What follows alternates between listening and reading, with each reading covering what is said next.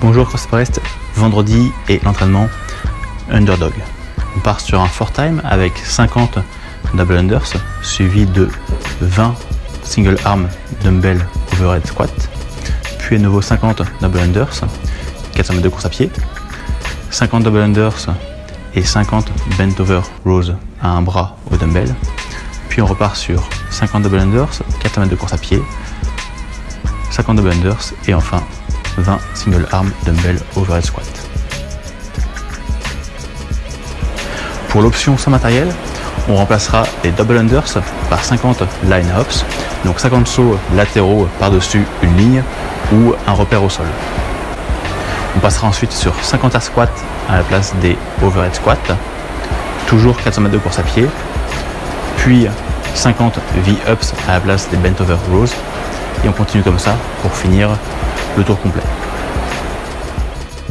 Pour l'échauffement, on commencera par 2 minutes de course à pied à allure modérée, puis 10 goblet squats lents et contrôlés. Là, le but, ça va être de travailler sur l'ouverture des hanches avant de passer sur les overhead squats.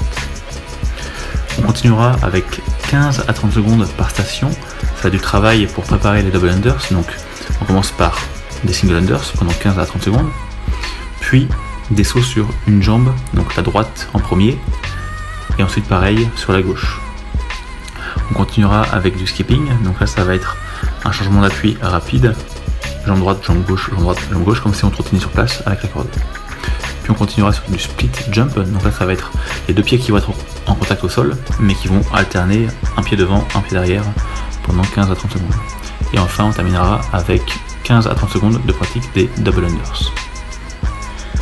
Pour l'échauffement spécifique, on passera sur 15 double unders, puis 6 dumbbell overhead squat, donc 3 par côté, 10 dumbbell bent over rows, 5 par côté, et enfin 100 mètres de course à pied. On fait 2 à 3 tours comme ça, avec 30 secondes à 1 minute de récupération entre chaque tour. Et on termine par un retour au calme avec 10 eccentric calf stretch. Donc là on va monter sur une marche, on va monter pointe de pied et on va laisser le talon redescendre le plus bas possible. Donc on en fait 10 d'un côté puis 10 de l'autre en retenant bien la descente peut-être sur 5 secondes.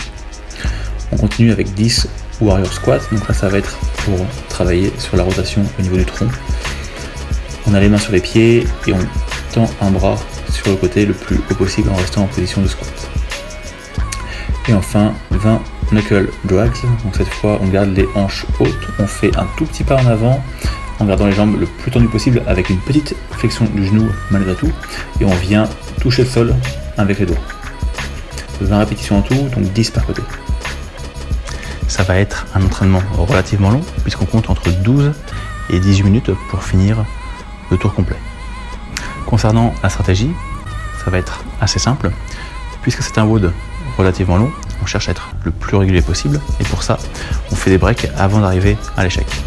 Si on sent qu'on commence à trop fatiguer sur un mouvement, on récupère 5 à 10 secondes, une petite pause assez rapide et on repart pour essayer de maintenir le rythme le plus métronome possible.